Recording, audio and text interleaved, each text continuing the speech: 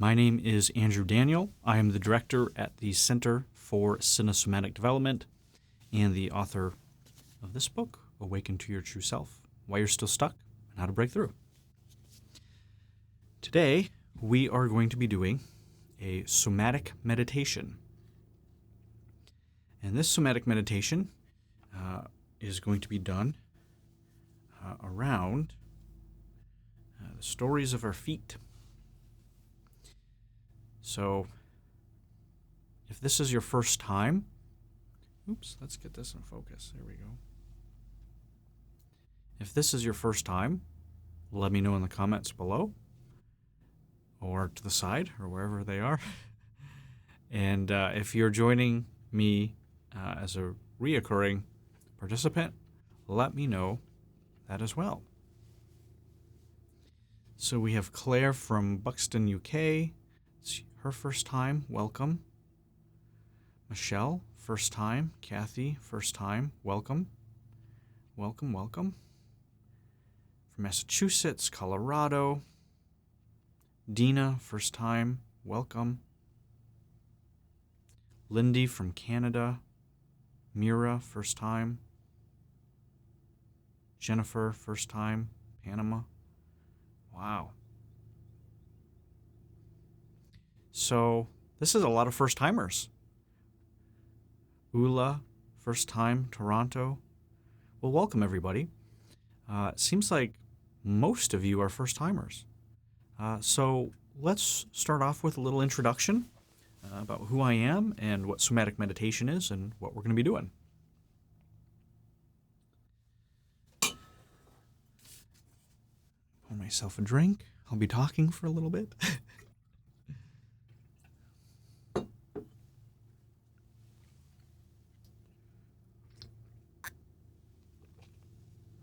All right, so I'm Andrew Daniel, and this work is based off of something called Cinesomatics. As I said in the introduction, I'm the director at the Center for Cinesomatic Development and the founder of Cinesomatics. Well, what is that? Because understanding that will help you understand what somatic meditation is. So, Cinesomatics, what's the word? Cine, as in video, and the Greek root around kino, movement. And somatics, meaning of the body.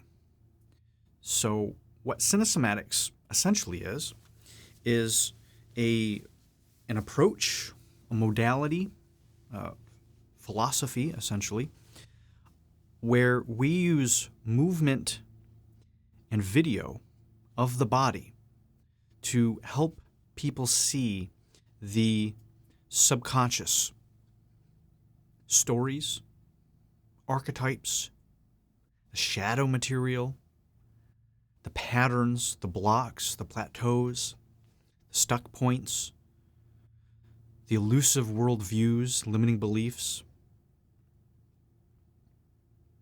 All of this stuff we reveal for participants and my clients, not through talking about this for weeks or months or years, or doing worksheets, but from movement in the body. So what we do is we have somebody move. It could be anything, but we have a set of specific diagnostics. And then we are filming it either over Zoom or using this kind of equipment here, this high-end cinematography equipment. And then after the participant has finished moving, we'll have them sit down and either one-on-one or in a group setting, we're going to bring that replay back of their body movement. And myself or other participants will give them feedback on what we see. Now, what we're looking at isn't body language. It's not a mental analysis. I don't have a checklist of 100 things that, all right, your nose is pointed 12 directions to the east, so that means you're a hypocrite. No. What instead I'm doing is I'm in my body, and from feeling, from a symbolic feeling-based awareness, I am reading the energy. I am reading the subconscious information that comes through their body movements. We are broadcasting 24/7, 365. Even on leap year. We are broadcasting information, data, all of this all the time. Some of it's on the surface level, right? Body language. And then there's 80% at least of what's happening for somebody that's being broadcasted in the unconscious, below the surface level of our awareness. It's a iceberg metaphor, right? You've seen the graphics and the metaphors of icebergs, where you see this huge giant thing and that's the top, but under the water is just all of the rest of it, so much bigger. That is what we do. And we do that from a feeling-based place and through this video movement feedback process. From there, we also use the body and various other approaches to rewire that, to shift that, to penetrate the traumas. So we deal with the deepest level, the highest intensity kind of traumas that exist. And because we're using the body, we're able to access those so much faster rather than talking about them for 5 years when we have an ego that's trying to manipulate the therapist. So we don't actually have to look at the truth of what we're feeling and avoid feeling all of that stuff, but pretend that we are doing some work on ourselves. Anybody possibly know somebody, maybe, perhaps, that is doing something along those lines? We make themselves feel like they're doing all this work, but 3 years later, and it's like, what's changed? So using the video and the movement of the body, we're able to bypass all that.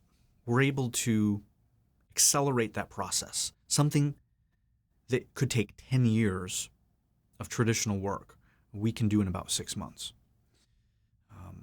And with that comes incredible confrontation and discomfort a lot of the times for many people.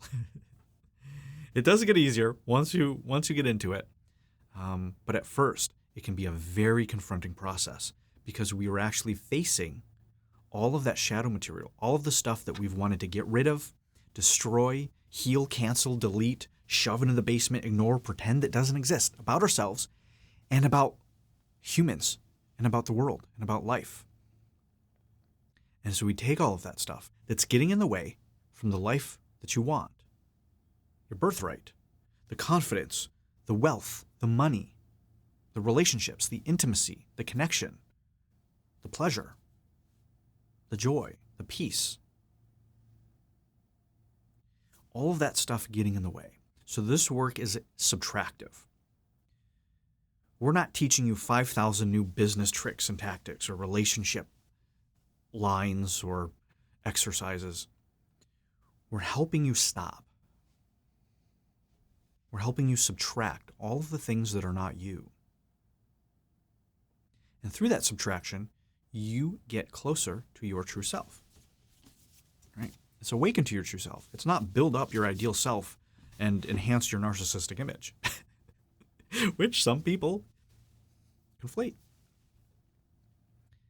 You're awakened to what's already there, and that process happens through removing the filters, through a subtraction of the distortions, through a healing of the stuck patterns and traumas. So that is a quick little intro, primer, on what it is that I do. And a lot of these concepts, as I just mentioned, a lot of these concepts are in this book. And then everything that can't be put in the book, the actual embodied experience, that's what we do in Cinesomatics. So today is what's called somatic meditation. And this is a practice.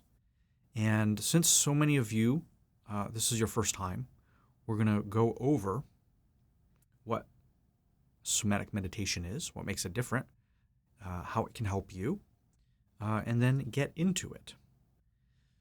So we'll have a little discussion here. I'll tell you what we're going to be doing today and what this is. Then we're going to get into the meditation. It'll probably go for maybe about 20 minutes or so. And then afterwards, we will have Q&A, discussions, and wrap up. Let's see. Darina says, oof. Yeah, it is not for the faint of heart. This is advanced work, the Cinesomatics. What we're going to be doing today, somatic meditation, it's not to that level. This is a very gentle, easy, mild practice that anybody can do. I do not beat around the bush. I do not coddle. I do not rescue. I tell it how it is. And I work with advanced students of transformation, life, business, relationships, healing, therapy, spirituality. So this is not technically beginner's work in the sense of all of the offerings available in the world, but it is entry level into this advanced work. So if you're here, this is something that you'll be able to enjoy, hopefully, and get a lot from. And if you like this stuff, please check out the Cinesomatics because it just takes what we're going to be doing today times 100. But today, we're going to be doing something called somatic meditation. Let's just check in the comments. Jessica says, first time from Arizona. Welcome. Production quality is amazing. I love it. Thank you so much. I really appreciate that. No coddle zone. Love it. Yes, welcome. A lot of compassion, a lot of grace, right? Because I've been through all of this stuff myself. Everything I talk about in the book is something that I've been through or something like it. And if it isn't, it's something that I've worked with hundreds of times with my clients. So I don't ask anybody or invite anybody into a place that I have already not gone, or I am also not unwilling to go. So here we go. Somatic meditation. Welcome. What is it? So what's traditional meditation? The aim of a lot of traditional meditations, again, I'm going to be speaking in generalities. You're here on a meditation platform, so you are very well aware of what meditation is and all the different forms. But generally speaking, so we can illustrate the difference, is that traditional meditation uses the mind to stop the mind, right? It's about no thoughts, or overriding your thoughts, or stopping the thoughts, or ignoring the thoughts, or letting the thoughts go. It's all thought and mind oriented. And that works for some people, but for a lot of us, focusing more on the mind to stop the mind is akin to having the ego help you kill the ego. It's not often very effective for us in the West. So somatic meditation, on the other hand, is using the body. We get out of the mind altogether and focus on feeling. So we focus on feeling. We focus on the body. And through a stilling of the body and a feeling of the body, or through movement of the body, a silencing of all of the neurosis, through that, we arrive more to peace. And this is a practice. So it's an active practice. It's going to require you to move, not just go on autopilot and check out. The whole point is to get present. All of this is using the body to get present, to come back into the moment, into now. And so having your full awareness, having the full awareness on just the simplest movement. For a lot of people, can get you out of your head, can silence that monkey mind a lot faster than just being up in your head trying not to think. And so our work, my work in Cinesomatics and a core philosophy here in a somatic meditation practice, is to get out of the head and into the body. Not to reject the head, not to judge the head, not to fight the mind, but have it in its proper place.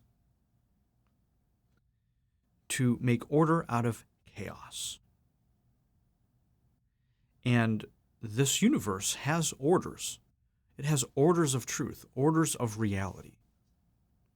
Right? We understand that this glass is solid. It has to be, or else the water would fall through it. And also, simultaneously at the same time, it's 99.999% empty space. All right? Our scientific instruments have gotten to the place where it can actually measure that. We can actually measure and understand that at the atomic level, it's mostly empty space. And it's moving. Now ignore the water, but this glass, right? This is solid. It looks solid, but it's moving. And that water's moving in my mouth, quenching my thirst. The atomic level, it's moving.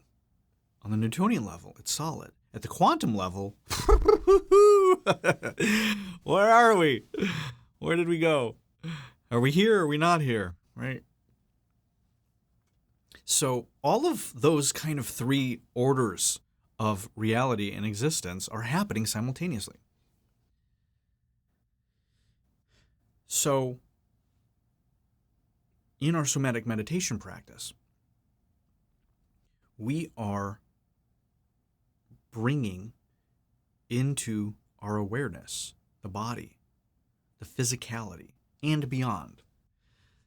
The challenge a lot of people have is that energetic place, that quantum or atomic place, is so theoretical, people just leave their body. And so a lot of spiritual practices that I see in modern times have become a form of bypassing, right? Bypassing the body. Right? So many of us are in suffering or pain or physical pain, emotional pain. And we think the answer is to leave our body and to go up in our heads or to ascend into, heaven, whatever that is for you or them. The problem is you can't get there from there. Right? Consciousness is located from the body. We are operating in this vehicle from this body. And a rejection and avoidance of this isn't going to get you there. So our somatic meditation practice is a practice. And it's a way to get back into the body, to fall back in love with the body, and into movement, and into stillness, and into silence, and to get at peace in the body. To come back to ourselves.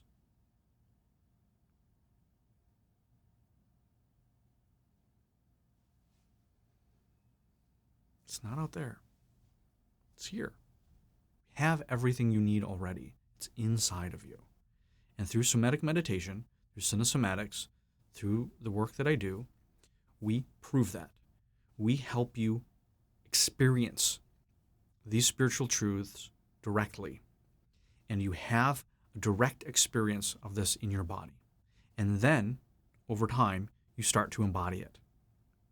So it's one thing to have all the knowledge, all these spiritual truths, know all the Zen things, know all the Hindu things, know all the Christian things, know all the Islamic things, know all the things. It's another to live with them through the body. Embodiment literally in this work means this stuff is in your flesh. And so when I watch clients move in their body and they tell me they're joyous and full of energy and they move like this, they are deceiving themselves, either subconsciously or on purpose. And that's going to keep them stuck. That's going to keep them in a lot of suffering. The truth may create momentary chaos, momentary pain. It may hurt in the moment, but the truth ultimately is the only thing that can lead to your liberation, to the end of suffering. You can use the truth to suffer, but then it's no longer the truth. You have to distort the truth and then take that distortion of the truth and then use that to suffer, right? If I say the truth is, you actually look very sad and depressed, you have to then take that love, that truth, distort it and say, this person's a mean jerk and he can't see how amazing I am, right? You have to take that love and truth, distort it, and then use it to suffer. But if you don't, if you hear that truth and accept it as love, then you take that feedback and you can make a new choice. You can show up in the world in a new way. And then you can find your energy. Then you can find your joy. Then you can find your peace. But you cannot find it by lying. You can't find it by bypassing. You can't find it by avoiding. And all of that happens here. And so if you're conning yourself in your body, that's going to be the results you get in your life. If you've ever struggled, raise your hand. Not raise your hand. I can't see you. Leave me a comment. Let me know if you've ever, whether you believe in law of attraction or not, or any of this kind of stuff, you understand what manifesting is, right? Having a vision, having an idea, wanting to create something in your life. Let me know. Just say, give me an emoji. Give me any emoji you want. If you've ever struggled with manifesting something, whether it's a partner, money, job, a lifestyle, an object, a material thing, a spiritual thing, whatever it is. Yes, sure, yes. All right, so one of the major reasons that, and he says, I'd say that's everyone. Yeah. It's one of those participating rhetorical questions. Yeah.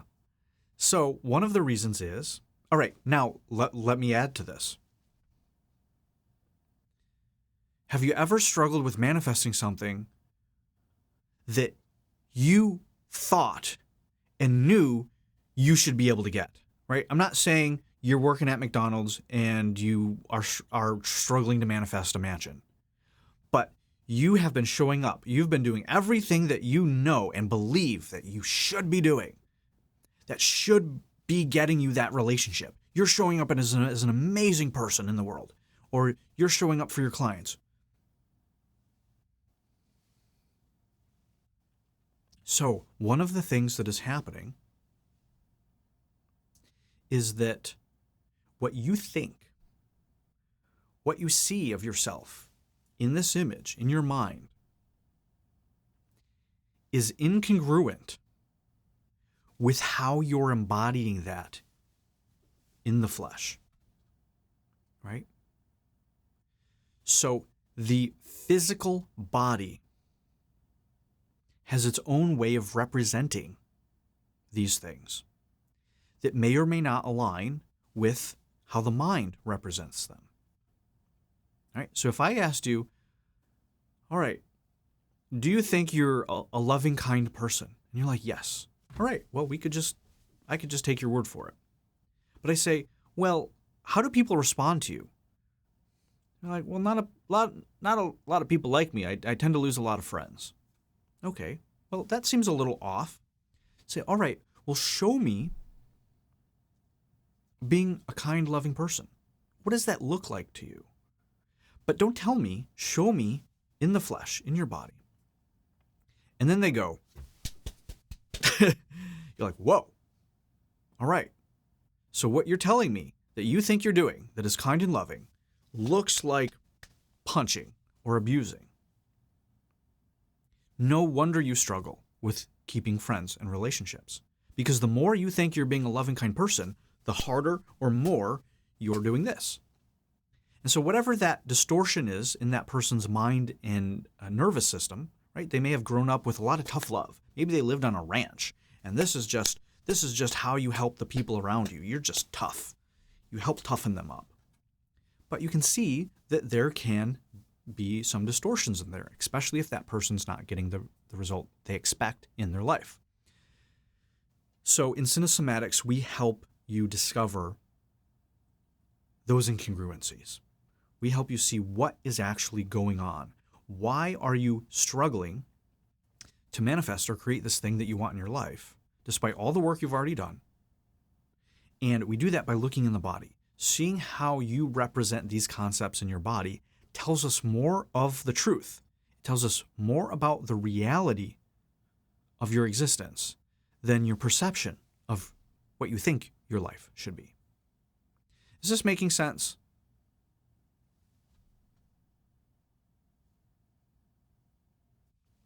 Let's take a look at some of the comments.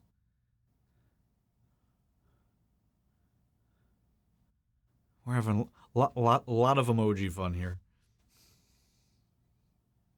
Yeah, absolutely. We learn resilience. We are taught. All of these things are great teachers, and seeds dropping some wisdom here.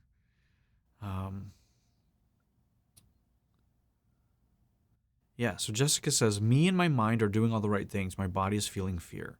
It all makes sense. Yeah, so you got stuff going up on here, and it's not matching the body.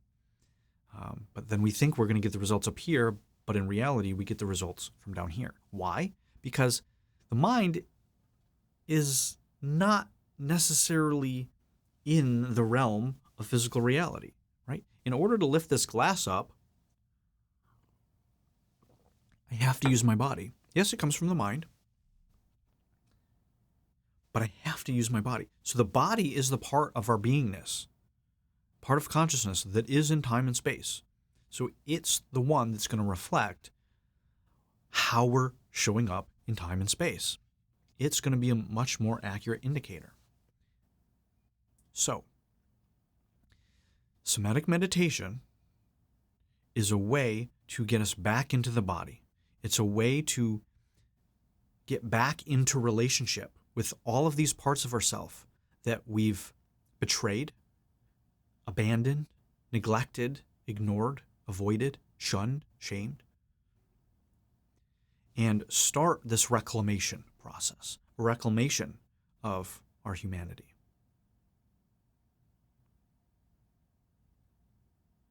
So, we're going to get into it. If you're just joining us, thank you for joining. My name is Andrew Daniel. I am the director at the Center for Cinesomatic Development and the author of this book, Awaken to Your True Self. And what we're about to do in a minute here is an introductory practice of somatic meditation. So we are going to be using our feet. So this is going to be a very gentle movement with the feet. So you could stand up. You may want to have something to lean on or to hold. But sitting or laying will probably yield an easier practice session. So remember, drop out of your head into your body. It's not about thinking about this stuff. We don't want to analyze everything, to get in our head. We don't need to start asking, well, what does this mean and how do I fix it? None of that. All you want to do is bring your awareness. Bring your awareness to the instructions, to your body. Stay present. See if you can let go of any judgments that come up. And if stories and emotions come up, stay with them, be present to them, and let yourself feel everything. Some of you may have just a gentle, easy, calming experience here. Others, there may be some memories. There may be stuff that comes up. And there can be some potential healing that happens. That is not necessarily the goal of our work here today, because this is a unfacilitated broadcast, so I cannot be there to help facilitate what's going on for you. But through my guidance and through a facilitation of this meditation practice, you go at your own pace. You know your limits. You know where you are in your process. And I invite you to go as deep as you're able and willing to safely go. And that's going to be more emotionally. We don't know what's going to come up. We have no idea. But we're going to explore an embodiment through our feet and ankles. So those are the instructions. Let's take 3 deep breaths together, and we will begin.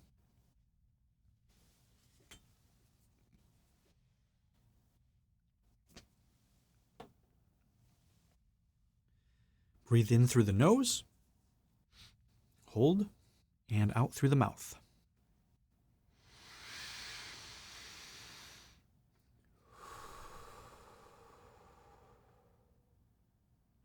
Inhale.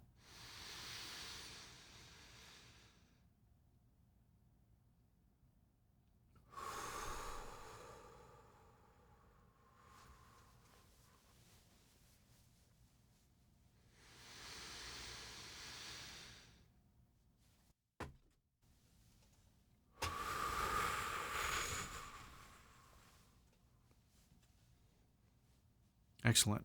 So, let's start by having you have your feet on the floor. So if you're laying down, see if you can get your feet on the floor. If you're standing up, you're already there. You may want to take your shoes, socks off. You can leave them up. You can leave them on if you'd like. Most people tend to prefer to just get their bare feet on the ground. If you need socks or shoes, it'll work just the same. So what we want you to begin to do is just wiggle your toes a little bit. When I say wiggle,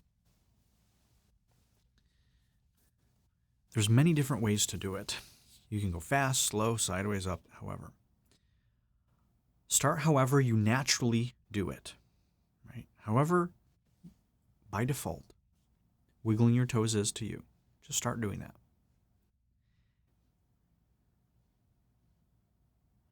And become aware of what that is. Become aware if you're doing it really fast or you're doing it really slow. If it's very small or your toes are going their full range.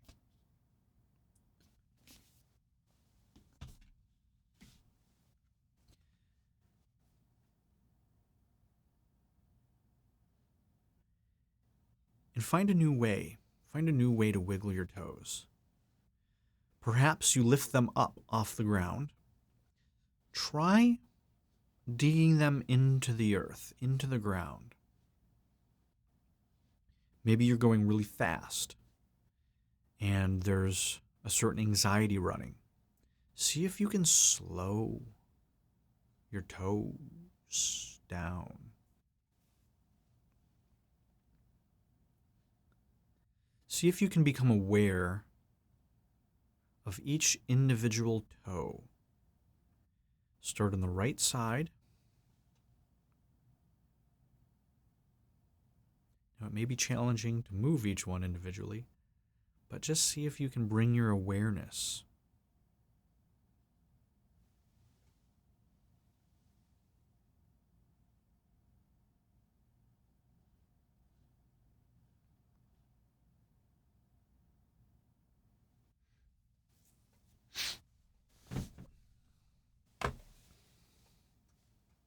and then to your left foot.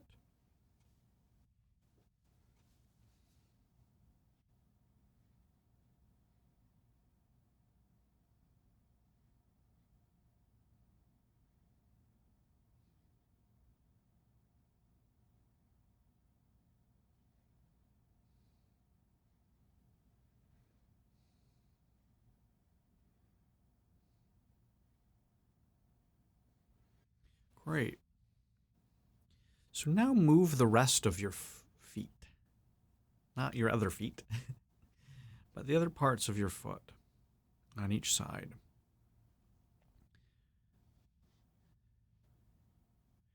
And after you do this for a few moments, see if you can begin to become aware of the patterns,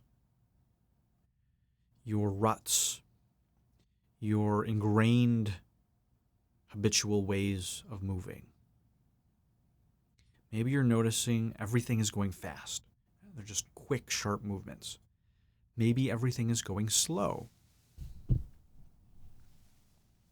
Maybe there's a panic. Maybe there's a calmness. Maybe there's an anxiety. Maybe you're only going side to side. Maybe you're only going front to back. Maybe you keep wanting to lift your feet off the ground. Maybe you want to feel like they're digging into the ground. They're holding onto the ground. They're grasping onto the earth.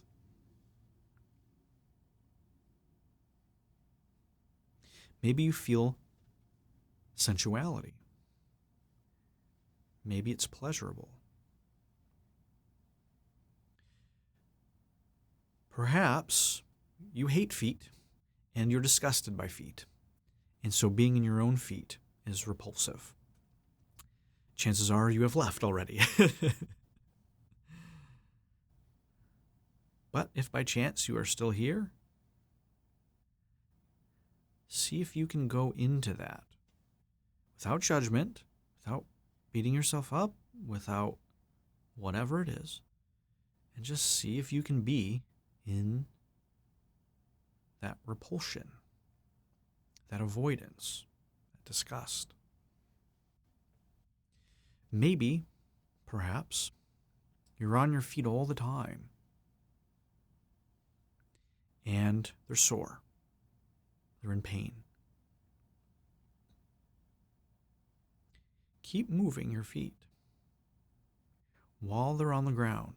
So we're not flapping our feet all over the place. We are moving and wiggling our feet as they are on the ground. If you cannot reach the ground and you have shoes on, you can do this in the insoles of your shoes.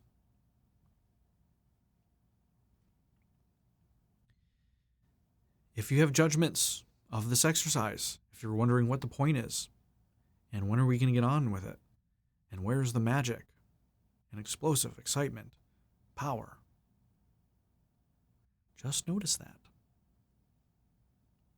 Notice you are wanting something other than what is.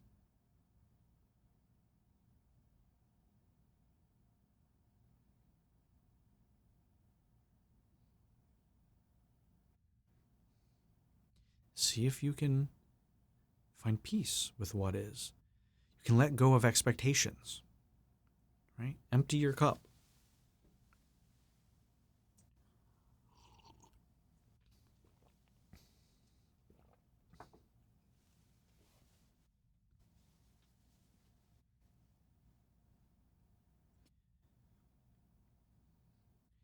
Now keep this movement,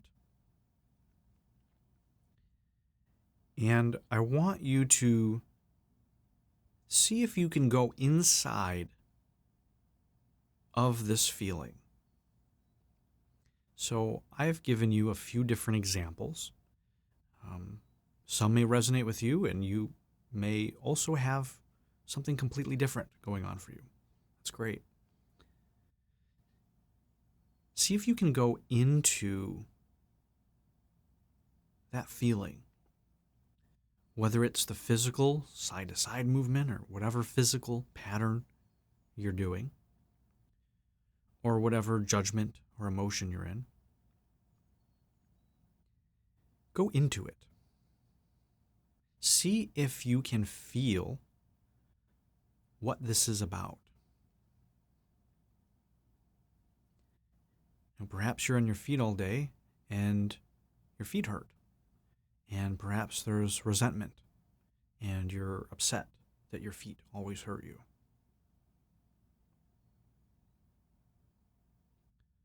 Perhaps you have judgments around feet. They're dirty. So go into that dirty feeling. Perhaps you feel sensuality and pleasure. Go into that sensuality and pleasure.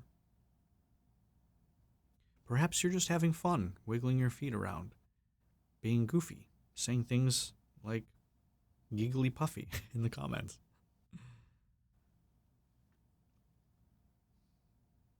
Go into that.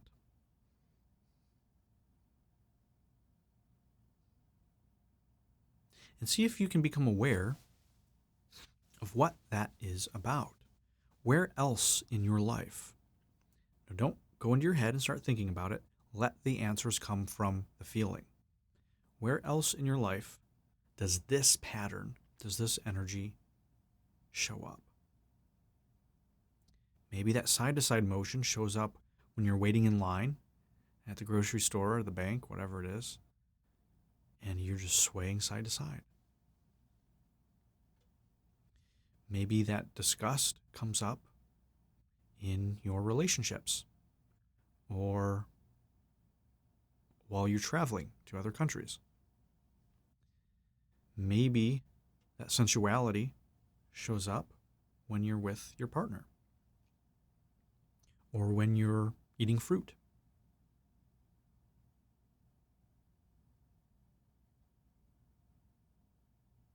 Just connect with what is underneath. All we're looking for is for you to penetrate the surface level awareness. We want you to go deeper. What is underneath this simple movement and pattern and feeling of your feet?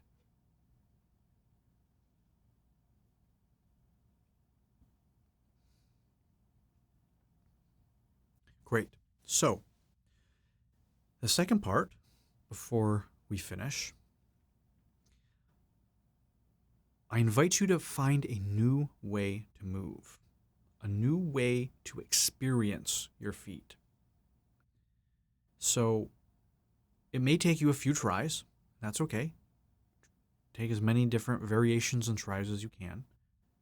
But see if you can move your toes, your feet, your ankle, in a way you've never moved them before.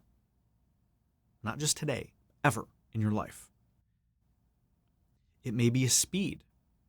It may be a direction. It may be a rhythm. It may be a feeling. It may be an area in the field around you.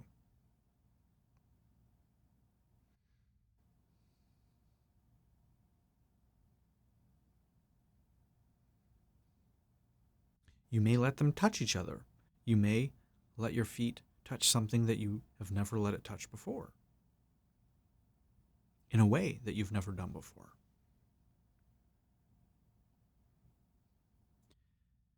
All you have to do is show up in your feet, in your body, in a new way. Not just different, but a new way. Experience your feet in a way you've never experienced them before in your entire life.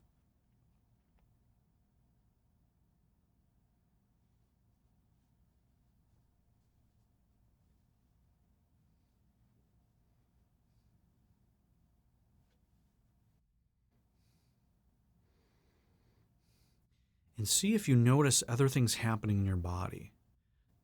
I'm playing with this too right now. You can't see it.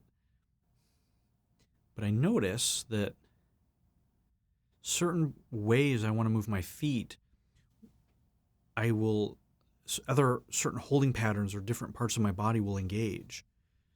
It's like, all right, well, if I move my feet like this, I notice that I want to tighten my core. Okay, well, that's interesting. Why? And then so I'll do that and then relax my core and go into my feet.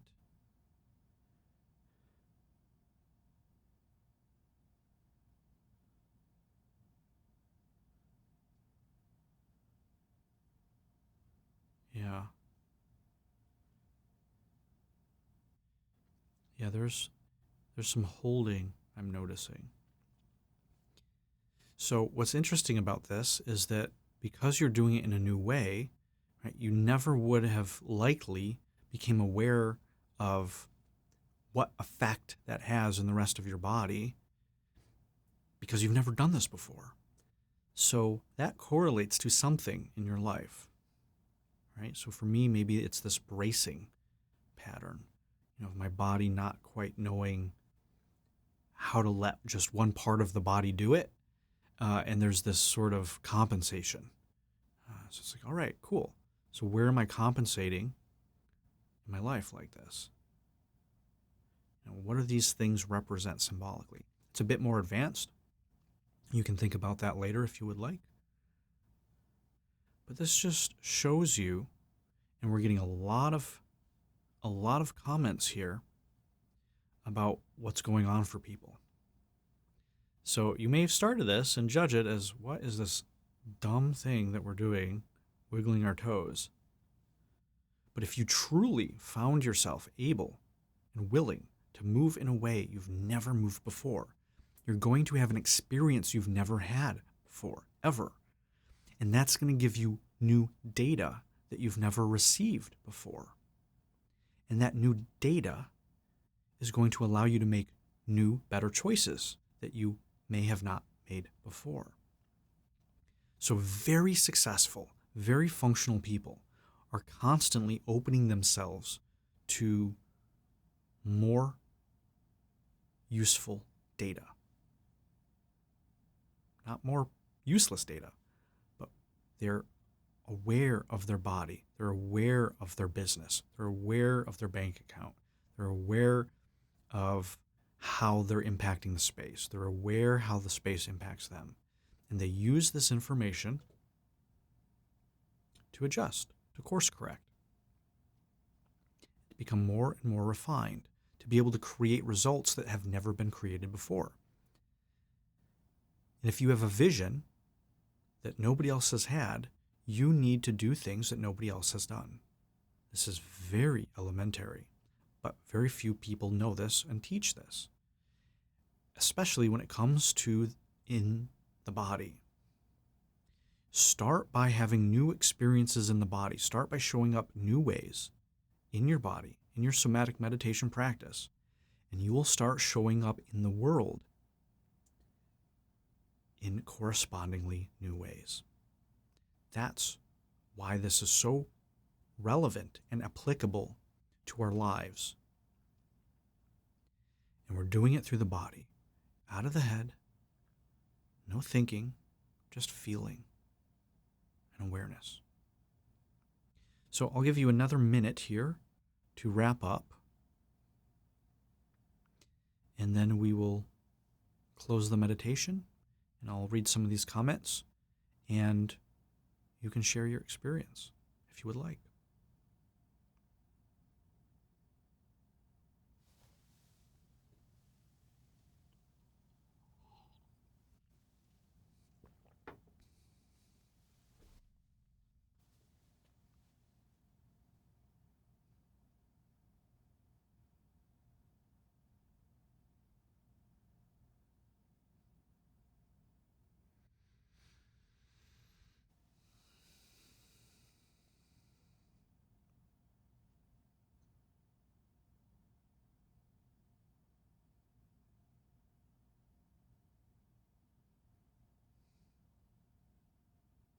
Excellent. Let's take 3 deep breaths together.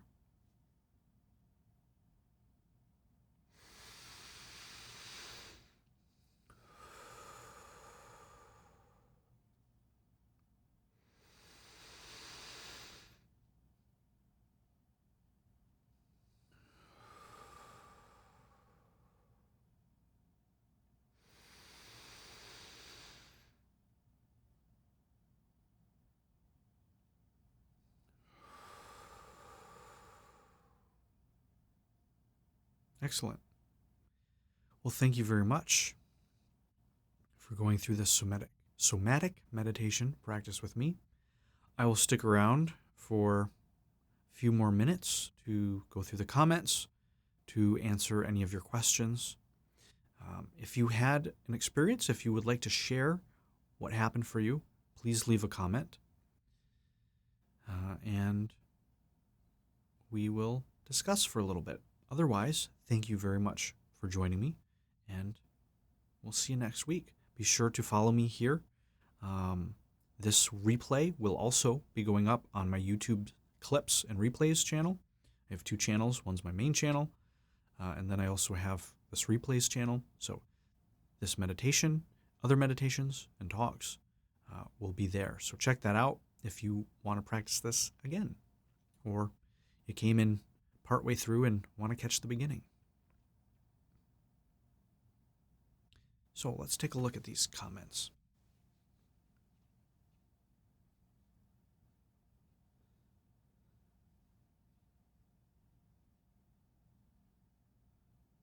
So Amma says, I generated heat in the rest of the body. Yeah, it's amazing when we start showing up and things start turning on.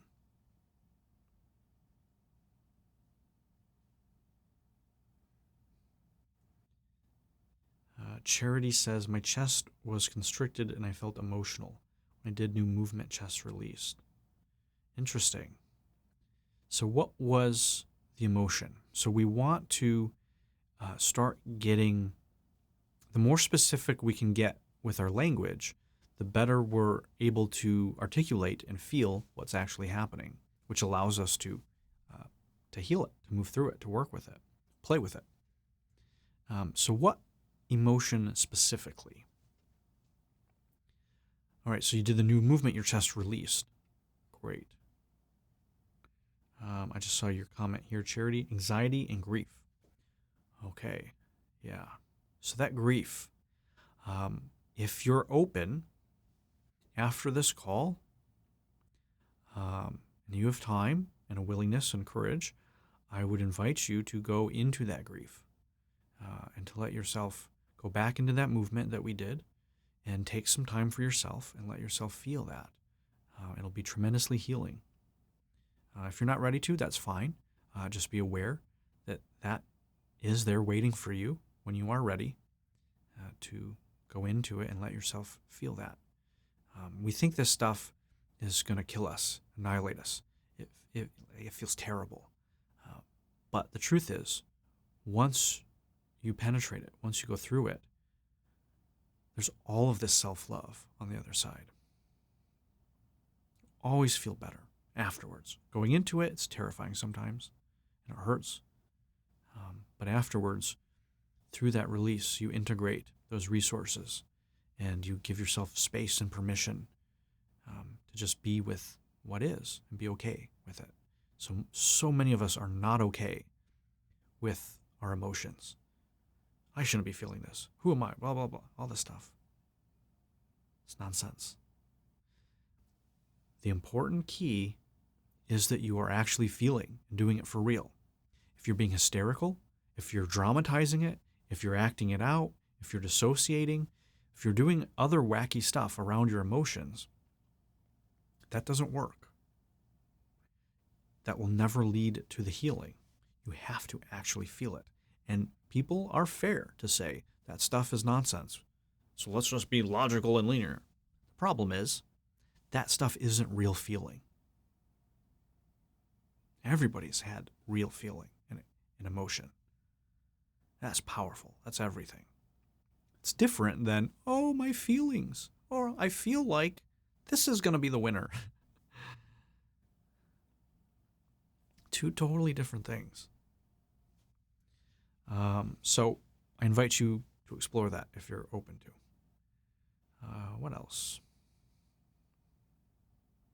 Claire says, I just started laughing when doing something new. Great. So do you have any, again, this is just a guess, doing something new. So if you have this laughter doing something new, but you don't doing something which you already do, right? That tells us there might be something there, right? Maybe there's a perfectionism thing. Maybe you're trying to do it right. Maybe you're just stuck in your patterns. But if there's this light, this release of laughter, yes, perfectionist, yes. How did I know? Yeah. So you're going to want, what you're going to want to do, besides read my book, is go and start doing things wrong. Start owning, purposely go and do it the wrong way. Go and paint. No! Yes. Yes. It's going to be so much fun. You're going to paint and you're going to say, all right, this is the right way to do it. Do it the wrong way. Well, the wrong way is maybe put paint on my face or get paint on the wall. Get it on my fingers. Whatever it is. Maybe making music. Maybe even at work. Making love. Going for a walk. Whatever it is. Eating. Preparing food. Yes. See? I know these things. Of course, that's why I give an artist metaphor and I knew you were a perfectionist. It's not my first rodeo. Yeah, that's going to be great for you. That'll change your life. Yeah. Give yourself permission to do things wrong. You could see when you did something new and different that you've never done before, there's all this joy, all this laughter. When I have my clients do this in Cinesomatic work, it's amazing. It changes their whole life. Perfection is a prison. But in order to do this, it may require you to face what happens if you make a mistake, right? The fear of making a mistake. Maybe you'll be unworthy. Maybe you'll be unlovable. Maybe your parents will abandon you. Maybe God will forsaken you. Maybe you will get arrested. So this journey is not just rainbows and unicorns. Your path to doing that may reveal some of these stories, some of these traumas, some of these beliefs. But using the body will help you move through that a lot faster and a lot easier than just fighting it your whole life. Yes, it is deep shit. Yes. Be sure to check out my book. This will be very helpful for you on your journey, Awaken to Your True Self. In here near the end, I also give an exercise that introduces people to embodiment work. So if you thought this was intense, this book is very intense, but I think it will really help you. Yeah, this perfectionism thing, it's very clear that dynamic. You just got to let yourself have fun. There's all of this life and juice and fun. You're going to have a lot more. So this is the thing. If you're really an artist, a professional artist, this willingness to do it wrong, I have a very strong bet that it's going to allow you to be actually a lot more creative. That creativity is also tied into your sexuality. So that's something to be aware of. But the perfectionism, if you've already learned the rules and you know your craft and your art and you know the right way to do it and you're really good at that, by then doing it wrong, you're going to have so much fun and it's going to be so much more creative. You're going to have to get through some of the trauma or the beliefs and you're going to have to move through the judgments. But this, I've worked with artists and this has transformed their art.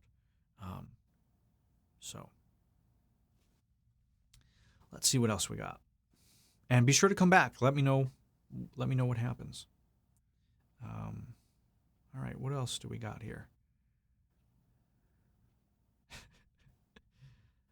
Let's see. Ariel said, moving my toes, I noticed my face is scrunching up. Yeah, great. So I had a similar thing where certain other part of my body contracted while doing that. So see if you can relax that part. Relax your scrunched upness as you move it, and see what's there. Maybe you're judging it. Maybe you're trying to focus too hard. Maybe you're being critical.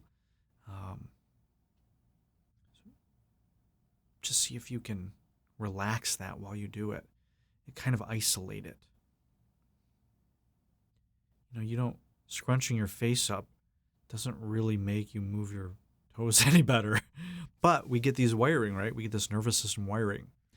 And in Cinesomatics, this advanced work we do, we actually help rewire the nervous system with this stuff. And it's usually not just a physical thing. There's usually an energetic, a mental, emotional kind of component to it as well. All right, what else? Alma says, do I have this right? By experiencing my body in a new way and observing what this might mean for me, I can show up differently in the world. If you can show up in your body in a new way. Yeah, so you're missing there's a missing piece. And that piece is, you can have that awareness, but you have to make a new choice. You can make that new choice in your life, right? If you realize you're judging it here in your body, you can try changing it in your life. But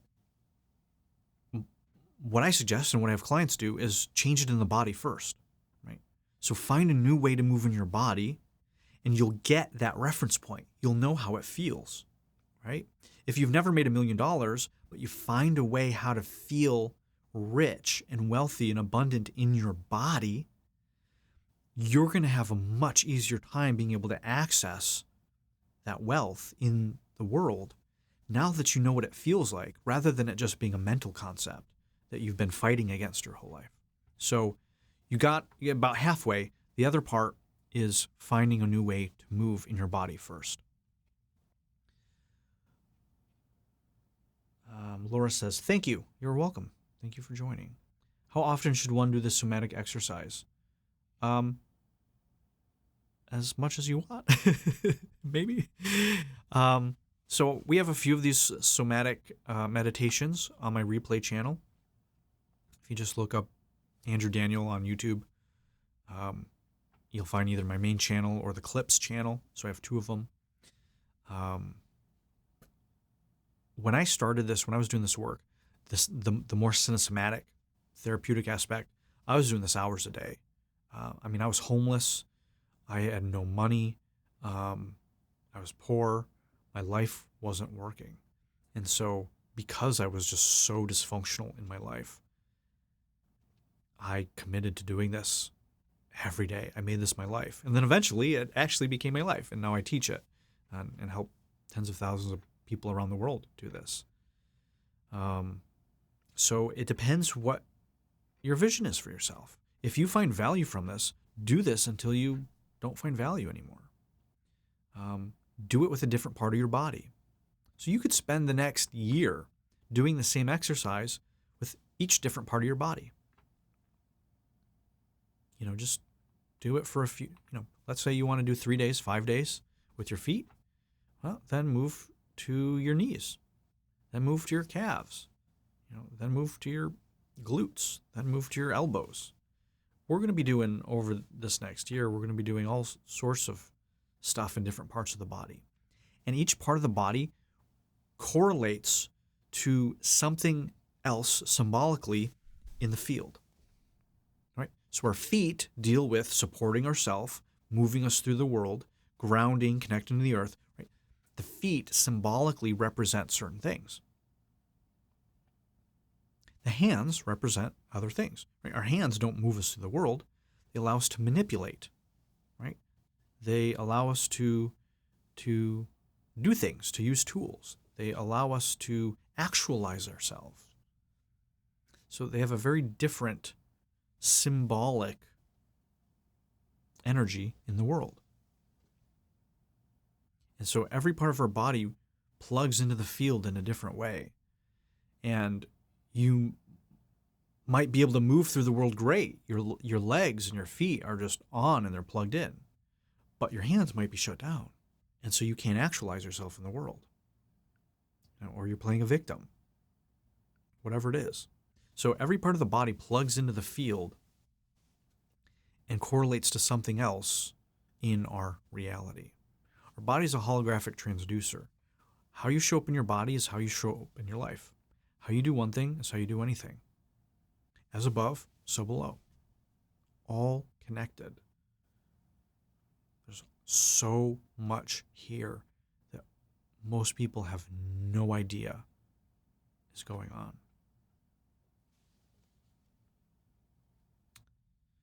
Where's the replay channel? All right, I just shared that. It's on YouTube. Andrew Daniel, Lisa, you're welcome. Exciting grief. Agata says, I feel joy and open heart like a child. Wonderful.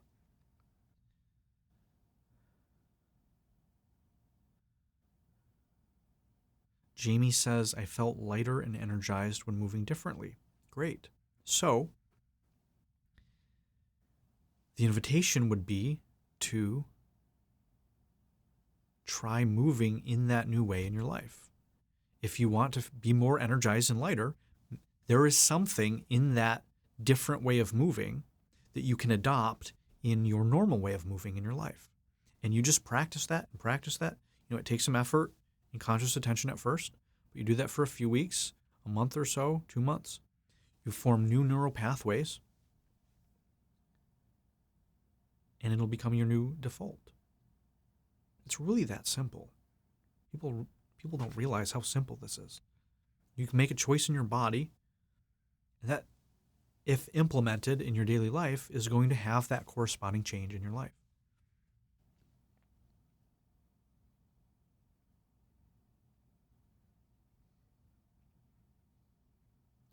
Lisa says, Andrew is so right about this. I've practiced doing things wrong little by little, and over time have become calmer, more grounded, and happier. It takes practice. Wonderful. Excellent. Thanks, Lisa. It's great when we share our experiences with others because it gives them a reference point. So, oh, maybe he's not full of shit. Other people have gotten this. There's something to it. Right? You get to be an example. You get to be a reference point, an inspiration for other people. So thank you for sharing that. Amma says, I can do hard things, your mantra. What if you said, I let things be easy? Try that one. See what it feels like in your body. I can do hard things. That feels good, right? You feel strong, you feel competent, you feel powerful. And then try feeling, I let things be easy. What does that feel like? There's no right or wrong. And you get to play. You get to see, well, what does it feel like? Sometimes just those shifts make all the difference. Yeah, just try it. Try it on.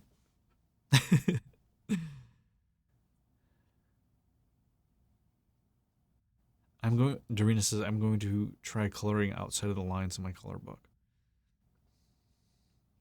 Deborah, how does Dark Night of the Soul fit in here? I'm very well versed in working with the body and embodiment. Thank you. Dark Night of the Soul. That's a whole other different topic. But when it comes to Cinesomatics and the work,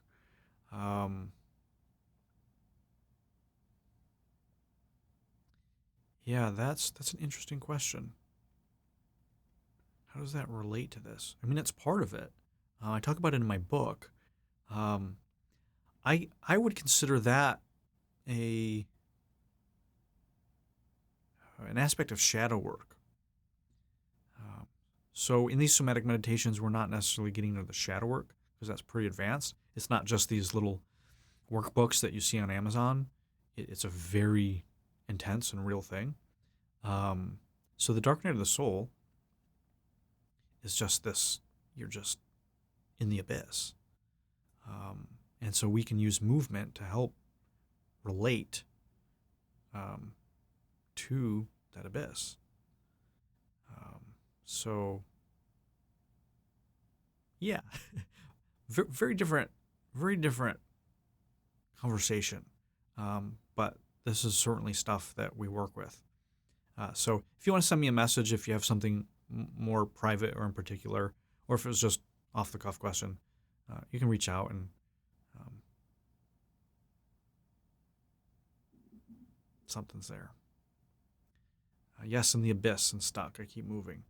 Yeah. So, all right. So, okay. So I would suggest,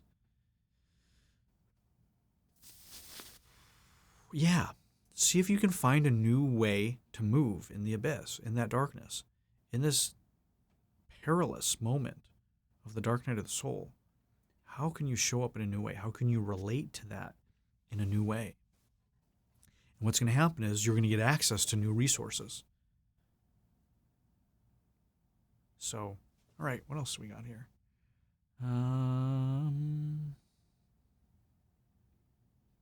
I love this doing things wrong. So if you like doing things wrong, I know I'm plugging my book, but it's in here, guys. I literally have a chapter here called When Wrong Works. So if this whole doing things wrong thing has got you going, chapter 2 of the second part of the book is When Wrong Works. And that is where I talk about reverse wiring. And that's going to be very, very fascinating for you guys. If you guys are dealing with the perfectionism thing and all this stuff, check that out. It'll be very, very helpful. All right. Excuse me. Lisa says, when I first started doing things wrong to help stop my perfectionism, it was difficult. Coloring outside the lines in a coloring book made my body cringe. Ugh. I kept practicing baby steps. I can do it and laugh now. Yeah, it's our relationship to it. It's important that you know how to color inside the lines. And, right? It's an and. How do you respond if you go out? How does your body respond? Yeah. All right. Well, that wraps things up. That's everybody's comments. Thank you guys for joining me. Be sure to follow me here. We got lives coming up doing more of this stuff. Once again, my name is Andrew Daniel. I am the author of this book, Awaken to Your True Self, Why You're Still Stuck and How to Break Through. I am the director at the Center for Cinesomatic Development, where we do all of this kind of fun stuff, times about a bajillion. And I appreciate you all for joining me, for taking time out of your day, and a willingness to explore. So we'll see you next time.